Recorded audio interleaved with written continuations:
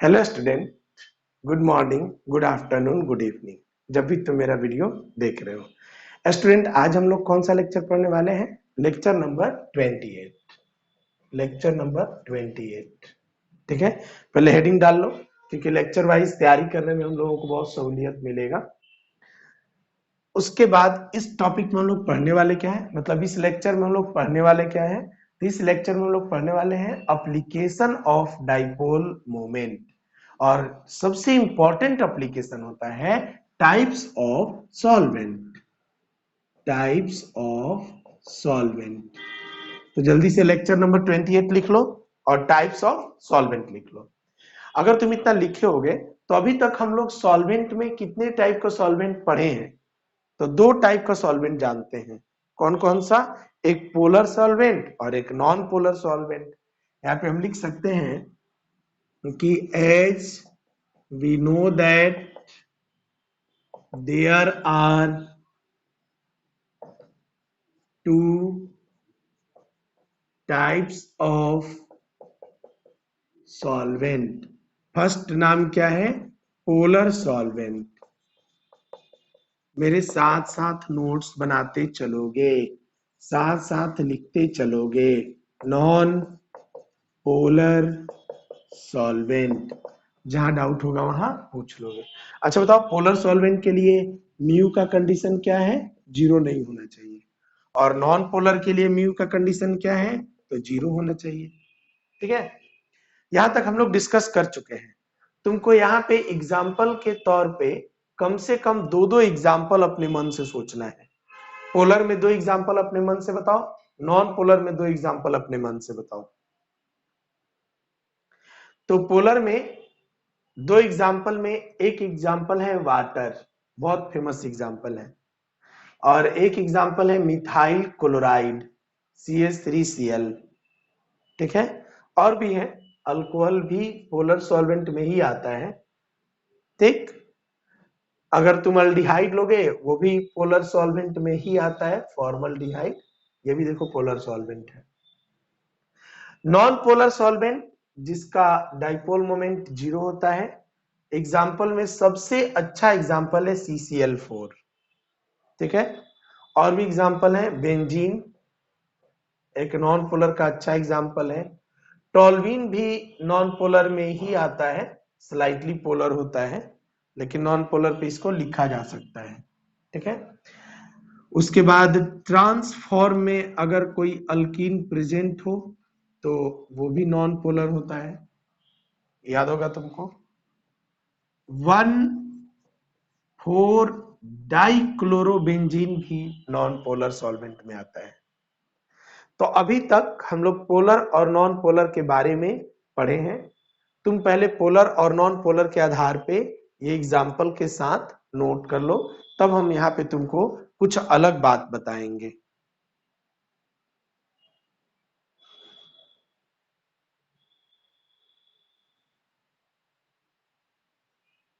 Note कर लिए? अब चलो हम लोग अब यहां से स्टार्ट करेंगे कि और कितने टाइप के सॉल्वेंट हो सकते हैं। ठीक है, तो यहाँ पे एक लाइन लिखेंगे एसवी कंसेप्ट में। लाइन ये है कि on the basis of, SV concept में यह है on the basis of dipole concept and protonic concept. तुम कहोगे सर प्रोटोनिक कंसेप्ट क्या होता है, तो अभी तुमको समझाएंगे। तो on the basis of dipole concept and protonic concept there are 4 types of solvent. कितने तरह के सॉल्वेंट होते हैं? 4 तरह के।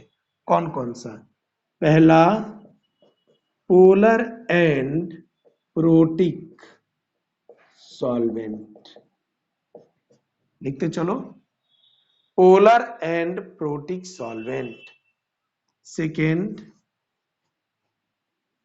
Polar and aprotic solvent. Third होता है non polar and protic solvent. Fourth होता है non polar and aprotic solvent. There are four types of solvent. First, polar and protic solvent, polar and aprotic solvent, non-polar and protic solvent, non-polar and aprotic solvent. ये चार तरह के solvent होते हैं। अभी तक तुम केवल दो ही नाम सुने होंगे, polar solvent and non polar. Polar कहेंगे mu is not equal to zero, non polar बोलेंगे mu is equal to zero, उल्टा कंसेप्ट चलता है। लेकिन अब हम लोग सॉल्वेंट देखने जा रहे हैं चार, जिसमें polar and protic solvent again heading डालना है, पोलर एंड प्रोटिक सॉल्वेंट। तो हेडिंग लिखते हैं पोलर एंड प्रोटिक सॉल्वेंट। ठीक है, जल्दी से चारों सॉल्वेंट लिखो, फिर पोलर एंड प्रोटिक सॉल्वेंट लिख लो। जब पोलर एंड प्रोटिक सॉल्वेंट लिख लिए तब अब पूरी बात सुनो। देखो, पोलर किसको बोलते हैं? तो कोई ऐसा सॉल्वेंट जिसका डाइपोल मोमेंट जीरो ना हो, यही ना। और प्रोटिक का मतलब होता है प्रोटोन, प्रोटिक का सेंस ही है प्रोटोन, मतलब ऐसा कोई मॉलिक्यूल जो रिएक्शन के दौरान प्रोटोन का लॉस करता हो, यानी H+ देने वाला हो, यानी एसिडिक कैरेक्टर का हो। फिर से बोल रहे हैं, प्रोटोनिक या प्रोटिक, प्रोटिक मतलब प्रोटोन को देने वाला, यानी प्रोटोन को प्रोड्यूस करने वाला, प्रोटोन यानी H+ को प्रोड्यूस करने वाला। तो कोई ऐसा सॉल्वेंट जो रिएक्शन के दौरान अगर प्रोटोन दे रहा हो तो उसको हम लोग प्रोटोनिक सॉल्वेंट कहते हैं। क्लियर है? अब यहाँ पे क्या कंडीशन लगाया जाएगा ताकि हमारा सॉल्वेंट पोलर एंड प्रोटिक बन जाए? तो पहला कंडीशन ऐसे लिखेंगे, solvent which have mu is not equal to 0 and give H+ ion during chemical reaction। फिर से, ऐसा सॉल्वेंट जिसका म्यू जीरो ना हो और वो H+ आयन को देता हो केमिकल रिएक्शन के दौरान। एग्जाम्पल के तौर पे वाटर। वाटर एक ऐसा मॉलिक्यूल है जो पोलर एंड प्रोटिक का सबसे अच्छा एग्जाम्पल है। तुम पहले ये डेफिनेशन लिखो और फिर वाटर को हम क्यों एग्जाम्पल ले रहे हैं तुम इसके बारे में सोचो।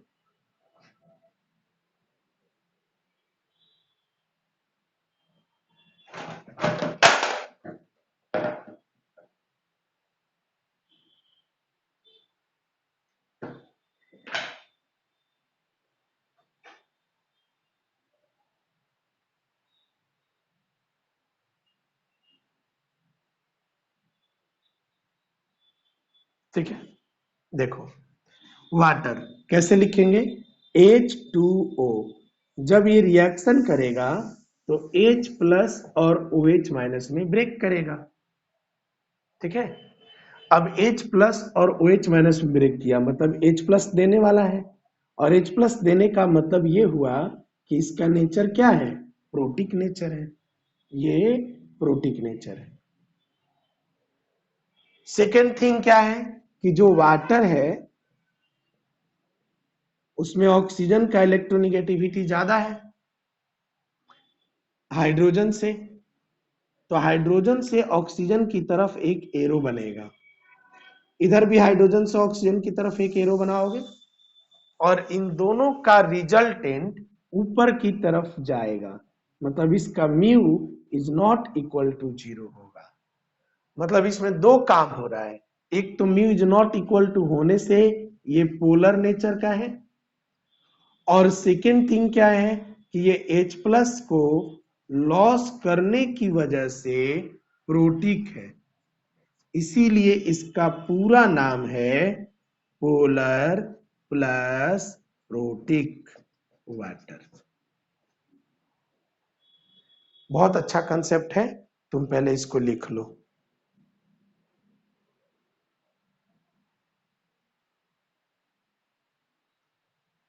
एक तुम्हारा हो गया पोलर एंड प्रोटिक का सबसे अच्छा एग्जाम्पल वाटर।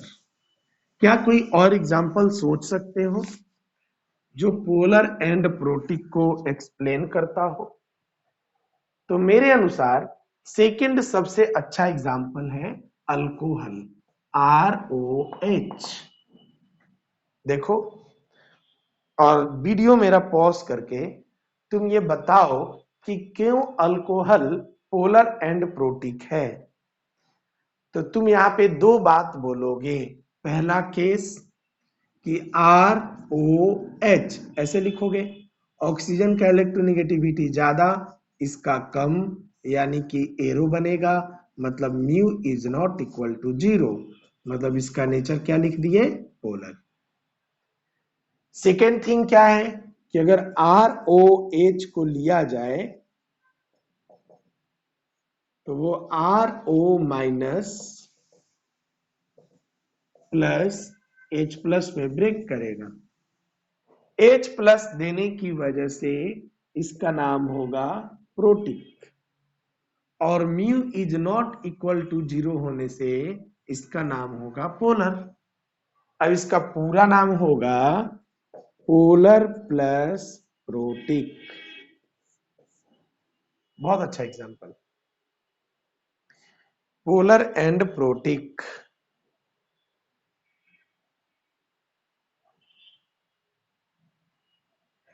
चलो बना लिए, आगे बढ़े। अब हम लोग इसके बाद नेक्स्ट टॉपिक शुरू करते हैं। अब हम हेडिंग डालने जा रहे हैं पोलर एंड एप्रोटिक। पहले यहां तक तुमको समझ में आ गया होगा सब कुछ। अब हेडिंग डालने जा रहे हैं पोलर एंड एप्रोटिक। फिर से लिख लो इसको, पोलर एंड एप्रोटिक सॉल्वेंट। लिखने के बाद पहले इस पे एक बात समझो कि अब पोलर के लिए पहला कंडीशन क्या था, तो mu is not equal to 0, और एप्रोटिक के लिए क्या कंडीशन था, तो solvent don't give H plus ion during reaction. जब कोई सॉल्वेंट रिएक्शन के दौरान H प्लस आयन नहीं देता है तो उसको हम लोग एप्रोटिक कहते हैं। और पोलर कब बोलेंगे, तो जब उसका mu is not equal to 0 होगा। अब इस दोनों कंसेप्ट को अगर मिलाया जाए तो मेरे पास एग्जाम्पल देखो कौन सा आएगा, SO2। देख लो SO2। अब तुम बताओ SO2 में सल्फर का इलेक्ट्रोनेगेटिविटी के रेस्पेक्ट में ऑक्सीजन का इलेक्ट्रोनेगेटिविटी ज्यादा है, सल्फर का कम है, यानी कि ऐसे एरो बनेगा। इधर एरो बनाओगे तो ऐसे बनेगा, इन दोनों का एरो रिजल्टेंट नीचे जाएगा, mu is not equal to 0, मतलब इसका नेचर क्या हो गया, पोलर। लेकिन क्या इसके पास H प्लस आयन है किसी को देने के लिए, नहीं, तो don't have H plus ion, hence it is aprotic. Aprotic तो है और नेचर इसका पोलर है, अब पूरा नाम क्या हो जाएगा, पोलर प्लस एप्रोटिक। बहुत अच्छा क्वेश्चन, ठीक है। इसी तरह का तुमको एक और एग्जाम्पल बताना है, जल्दी से इसको लिखो और एक और एग्जाम्पल के बारे में सोचो जो पोलर हो और ए प्रोटिक हो, पोलर हो और ए प्रोटिक हो, बताओ जल्दी।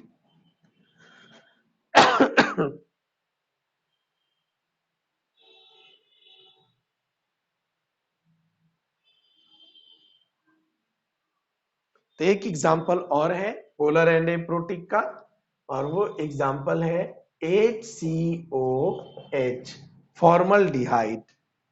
ध्यान से देखो, यहाँ पे ऑक्सीजन का इलेक्ट्रोनेगेटिविटी ज्यादा, कार्बन का कम, तो एरो ऐसे जाएगा ऊपर की तरफ, इसकी वजह से इसका mu is not equal to 0 होगा, इसका नेचर पोलर होगा। लेकिन अगर इसी की अगली बात करें हम कि mu is not equal to 0 और पोलर हो गया, लेकिन तुम इस मॉलिक्यूल को ध्यान से देखो, क्या कोई ऐसा कंपोनेंट है जो H प्लस का लॉस कर दे? हाइड्रोजन तो है, लेकिन इसका ये लॉस नहीं कर सकता क्योंकि ये अनस्टेबल हो जाएगा कार्बन ना। ऑर्गेनिक में इसके बारे में काफी डेप्थ में पढ़ोगे। क्या डेप्थ है ये बता दें कि अगर किसी भी दो एटम के बीच में डबल बॉन्ड हो और यहाँ पे कोई भी चार्ज हो, plus minus lone pair free radical कुछ भी, वो अनस्टेबल होता है। ठीक है, तो अगर H प्लस लॉस करोगे तो कार्बन पे माइनस चार्ज आएगा, और यहाँ डबल बॉन्ड होने से कार्बन का माइनस चार्ज अनस्टेबल हो जाएगा, इसलिए ये अपना H प्लस का लॉस नहीं कर सकता और इसका नेचर ए प्रोटिक होगा। अब इसका पूरा नाम हो गया polar and A protic, polar and A protic. जल्दी से लिख लो, पोलर एंड ए प्रोटिक। ठीक है, आगे बढ़ते हैं। अब हम लोग थर्ड कंसेप्ट देखने जा रहे हैं जिसका नाम है नॉन पोलर एंड, इसका नाम है non polar and protic, non polar and protic. ठीक है, पहले आ जाओ, नॉन पोलर के लिए शर्त क्या है? तो नॉन पोलर के लिए शर्त है म्यू इज इक्वल टू 0, और प्रोटिक के लिए शर्त है H plus ion to give. किसी को भी देने के लिए H प्लस आयन होना चाहिए, उसको बोलेंगे प्रोटिक। और mu is not equal to 0 की जगह म्यू इज इक्वल टू 0 है, इसलिए इसका नाम होगा पोलर, नॉन पोलर सॉरी। तो non polar and protic. Example के तौर पे, एग्जाम्पल के तौर पे ऐसा कोई एग्जाम्पल बताओ जो नॉन पोलर हो लेकिन प्रोटिक हो। हालांकि ऐसा वर्चुअल एग्जाम्पल ही हमारे पास है, जैसे एक एग्जाम्पल लेते हैं मीथेन। मीथेन का म्यू इज इक्वल टू 0 होता है, नॉन पोलर नेचर का, लेकिन जब ए प्रोटिक की बात, प्रोटोन की बात करोगे तो H प्लस इसके पास नहीं है। तो वर्चुअल एग्जाम्पल, ऐसा कोई ठोस एग्जाम्पल नहीं मिलेगा, समझ रहे हो ना? क्योंकि जनरली जो H प्लस देने वाले होते हैं ना, वो पोलर नेचर के होते हैं। सबसे ज्यादा एग्जाम्पल अगर किसी चीज का है तो पोलर एंड प्रोटिक या non polar and A protic. ठीक है, आ जाओ, polar and, non polar and protic, non polar and protic. ठीक है, चलो नेक्स्ट आते हैं, non polar and A protic, सबसे इंपॉर्टेंट सॉल्वेंट। ठीक है, नॉन पोलर भी है, मतलब म्यू इक्वल टू 0 भी है। नॉन पोलर के लिए क्या कंडीशन लोगे कि म्यू इज इक्वल टू 0 लोगे, और ए प्रोटिक के लिए क्या कंडीशन लोगे? तो ए प्रोटिक के लिए कंडीशन लोगे don't have H plus ion. ठीक है, इसका सबसे अच्छा एग्जांपल CCl4, CCl4 देख लो, CCl4 मॉलिक्यूल एक ऐसा मॉलिक्यूल है जिसका म्यू 0 है, तो नॉन पोलर है और कोई प्रोटॉन नहीं है लॉस करने के लिए, तो H+ आयन को किसी को दे नहीं सकता, तो एप्रोटिक है। तो CCl4, बेंजीन, नहीं, ये सब जो मॉलिक्यूल हैं वो नॉन पोलर एंड एप्रोटिक होते हैं। तो चलो इतना लिख लो जल्दी से।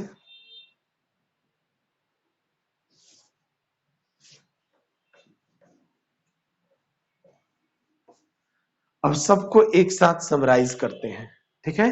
Polar and protic, polar and aprotic, polar and non polar and protic, non polar and aprotic, 4 नाम था। पोलर एंड प्रोटिक, इसका सबसे अच्छा एग्जांपल वाटर था। सेकंड पोलर ना, polar and aprotic example SO2। इसका एक एग्जांपल होता है DMF, बड़ा अच्छा एग्जांपल जो ऑर्गेनिक केमिस्ट्री में यूज किया जाएगा। DMF का पूरा नाम di methyl formamide, di methyl formamide, DMF, ठीक है। Di methyl formamide, di methyl formamide, ठीक है। एक होता है HMPA, HMPA इसका नाम क्या है, सुनो, हेक्सा मिथाइल फॉस्फामाइड।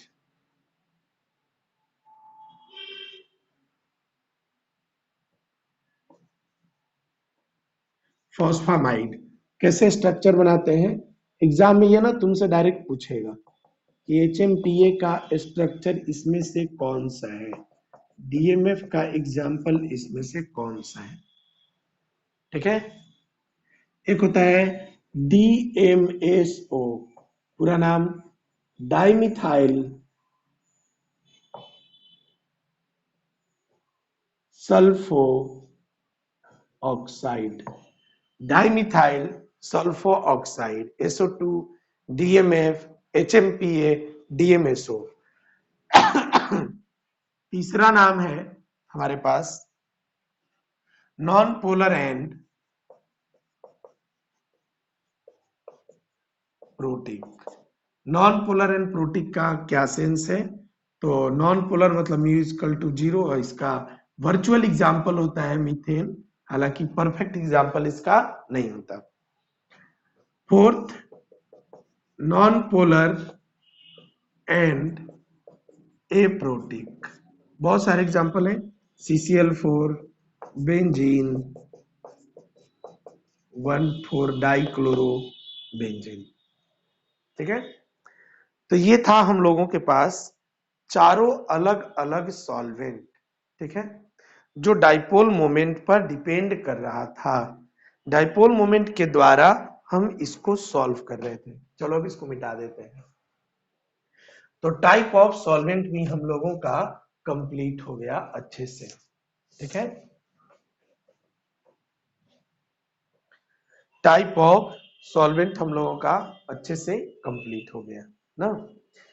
तो टाइप में polar, protic, polar, aprotic, non polar, इस तरह से सॉल्वेंट पे क्वेश्चन पूछता है। अब कहोगे कि सर इसका यूज क्या है, क्या इसका यूज है, ताकि हम ये समझ पाए कि इसके द्वारा हम किसी रिएक्शन को कैसे एक्सप्लेन कर पाएंगे। तो देखो अगर कोई रिएक्शन है, जैसे मान लो हम एक रिएक्शन लेते हैं एक रिएक्शन लेते हैं CH3 CCH3 CH3Cl और यहाँ पे इसका रिएक्शन कराते हैं वाटर से, ठीक है।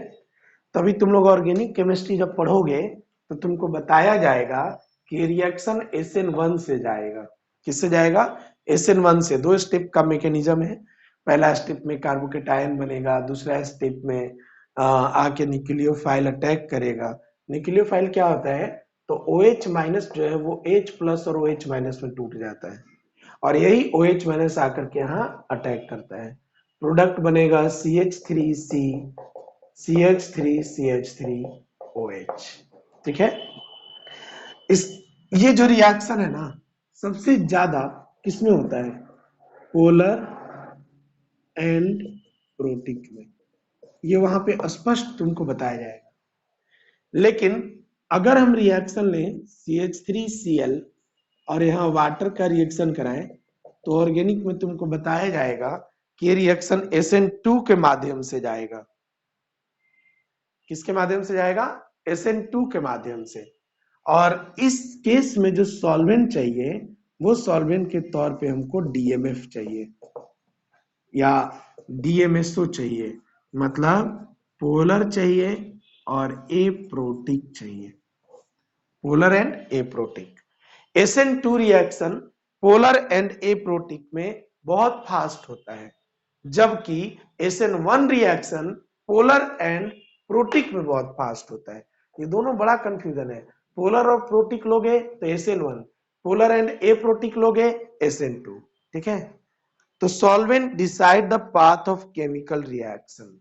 और ये सॉल्वेंट कितने टाइप के होंगे, तो एनसीईआरटी में केवल 2 दिया है, पोलर एंड नॉन पोलर, लेकिन एक्चुअली में ये 4 होते हैं। और चारों सॉल्वेंट का डेफिनेशन और एक एक करके सबका एग्जाम्पल मैंने तुमको बता दिया।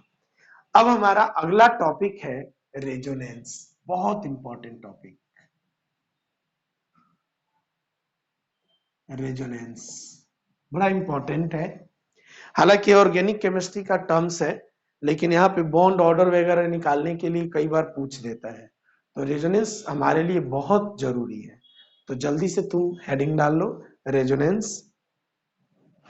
और रेजोनेंस के बारे में अगर कुछ सीखना है तो उसके पहले हमको एक दो छोटी छोटी बात करनी पड़ेगी। जैसे एक बात कर रहे हैं बेसिक कंसेप्ट, क्या है ये बेसिक कंसेप्ट। तो एक बात बताए थे तुमको हेमो डायग्राम में कि bond length is inversely proportional to bond order. ये बताए हैं तुमको, बॉन्ड ऑर्डर वाला मेरा वीडियो देख लेना। ठीक है, bond length is inversely proportional to bond order, मतलब जैसे यहाँ पे कार्बन कार्बन सिंगल बॉन्ड है तो इसका बॉन्ड ऑर्डर क्या होगा, 1 होगा, 1 होगा। और अगर डबल बॉन्ड है तो इसका बॉन्ड ऑर्डर 2 होगा। एक लाइन और बताए थे हम तुम लोगों को कि bond order generally number of bond present between 2 atom को ही कहते हैं। तो एक बॉन्ड ऑर्डर 1 आया मतलब एक बॉन्ड है, बॉन्ड ऑर्डर 2 आया मतलब 2 बॉन्ड है।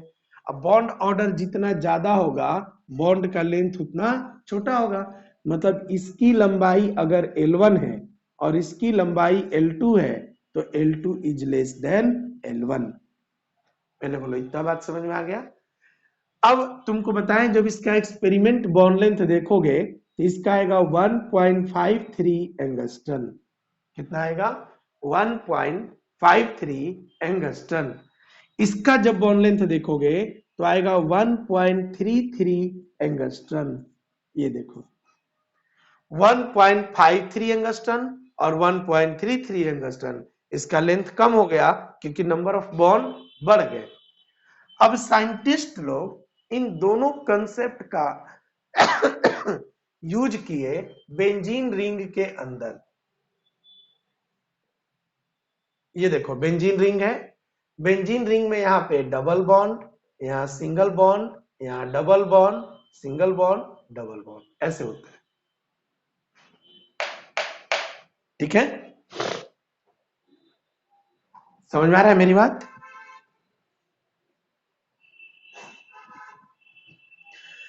अब अगर हम इस कंसेप्ट को अप्लाई करें तो इसका लंबाई कितना होना चाहिए बताओ, तो सिंगल बॉन्ड है 1.53 एंगस्ट्रम होना चाहिए।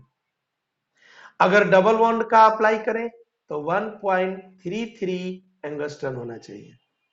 नहीं, लेकिन एक्सपेरिमेंट में ये पाया गया कि बेंजीन रिंग का कोई भी आप बॉन्ड लेंथ कंसीडर करिए वो 1.39 एंगस्ट्रम है, कोई भी। कहीं भी 1.39। अब साइंटिस्ट लोग कंफ्यूज हो गए कि भाई जब सिंगल बॉन्ड है तो बॉन्ड लेंथ ये आना चाहिए, डबल बॉन्ड है तो बॉन्ड लेंथ ये आना चाहिए, लेकिन यहां तो बॉन्ड लेंथ इन दोनों के बीच का आ रहा है। वाई? इसी बात को देखते हुए साइंटिस्ट लोग एक नए कंसेप्ट का डेवलपमेंट किए और इस नए कंसेप्ट का नाम रखा गया रेजोनेंस। ये एक थियोरेटिकल कंसेप्ट है, ठीक है। और ऐसा क्यों होता है, इसी बात का डिस्कशन हम लोग नेक्स्ट लेक्चर में करेंगे। तो उम्मीद है घर पे अच्छे से पढ़ाई कर रहे होगे, लेक्चर वाइज मेरा नोट्स बना रहे होगे, और कोई भी डाउट है तो तुम हमसे पूछ सकते हो। चलो, थैंक यू।